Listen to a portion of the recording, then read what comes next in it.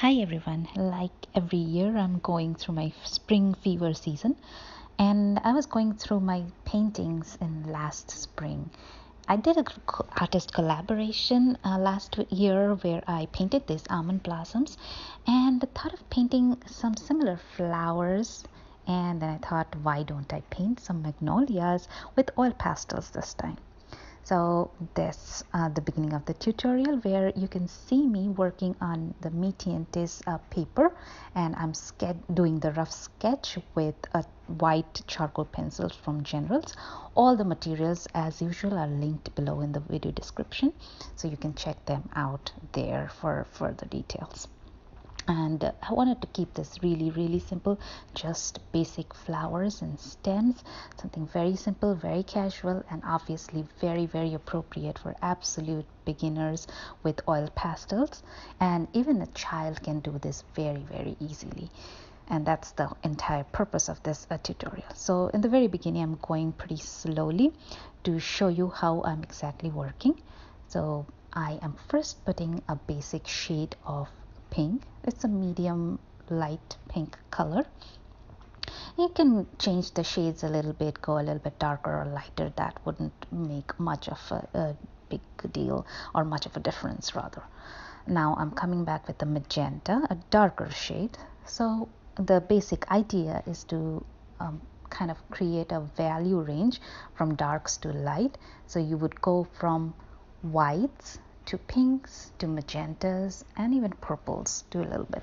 Now what different shades you would choose, you can vary a little bit, and that wouldn't make a lot of difference.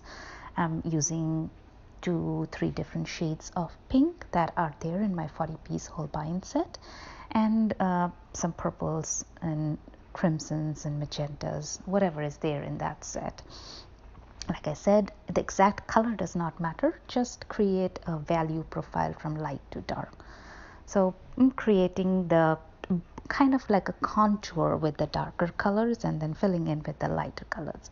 The next thing that I'm going to do is do a basic blending after I put in my white.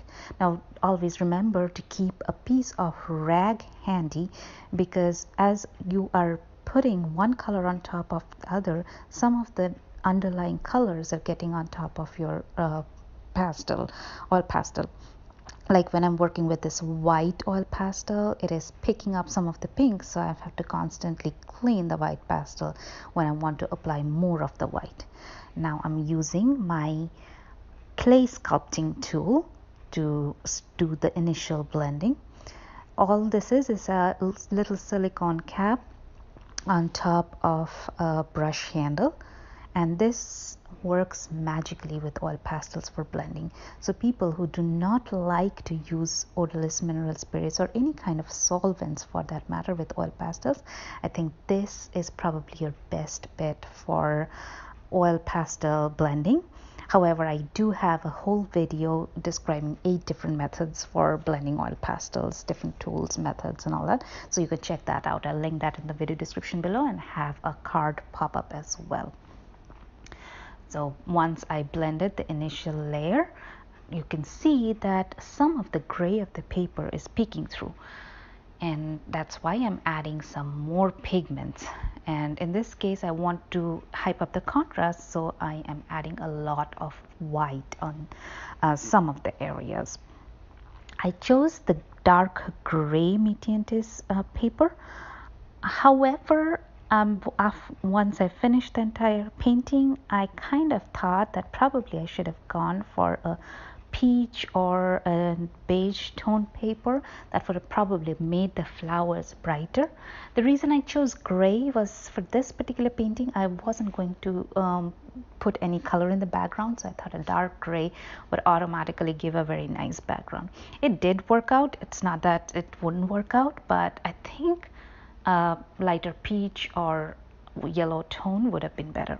Now onto the stalk or the stems of the flowers, I am putting in dark brown and dark indigo blue first, and then I'm coming back with gray to create some of the highlight areas, and then I'm coming back with that silicone brush, or rather the silicone clay sculpting tool, I have about 5 of the tools that came in the same set.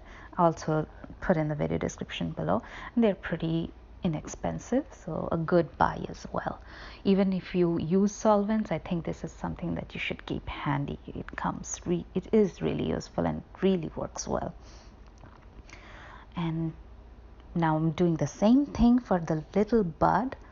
As soon as the area that you're working on becomes smaller, it becomes trickier to work with your oil pastels. But the Holbeins are specifically good in this matter because the Holbeins have this square edges, and so it's easier to have a point kind of work out. Now onto my blending the first layer.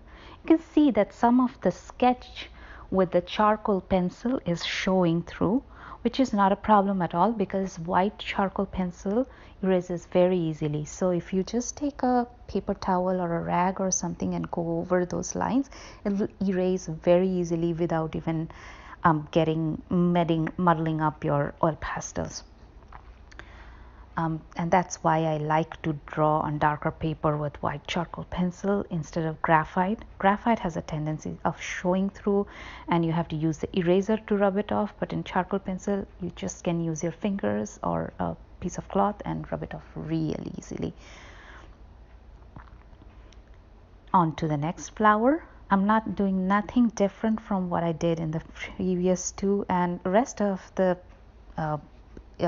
tutorial in general is just a repetition of the same thing, just different shapes of the flower, different shapes of magnolia. They are at a different shape, different rates of at their blooming, different stages of blooming, and thus some are the little buds, some are the longer buds, some are just blooming, and some has bloomed completely.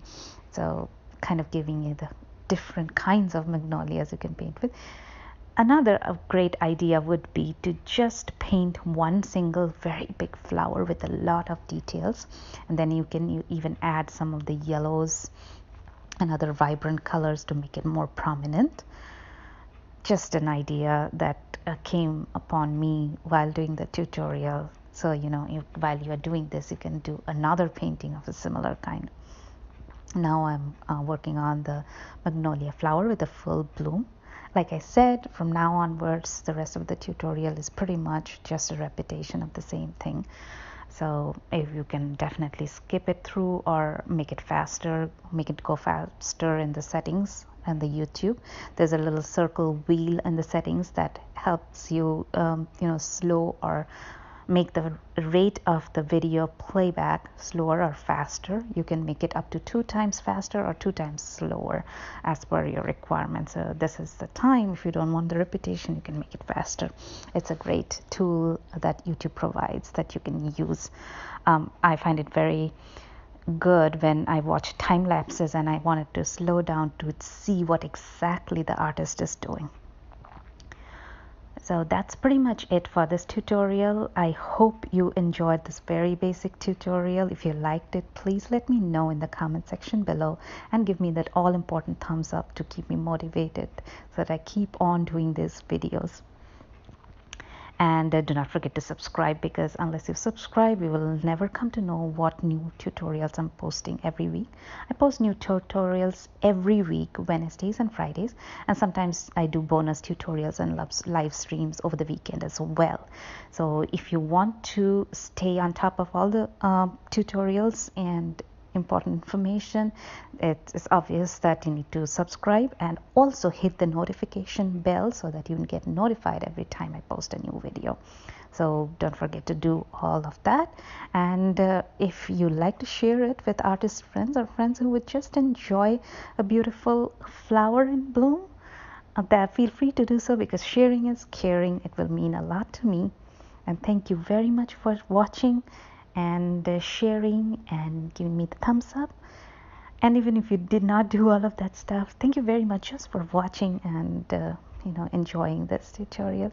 If nothing else, it will just calm your mind and help you appreciate the nature around you, the beauty of spring. That's all I cared about while doing this painting, and I'll see you soon.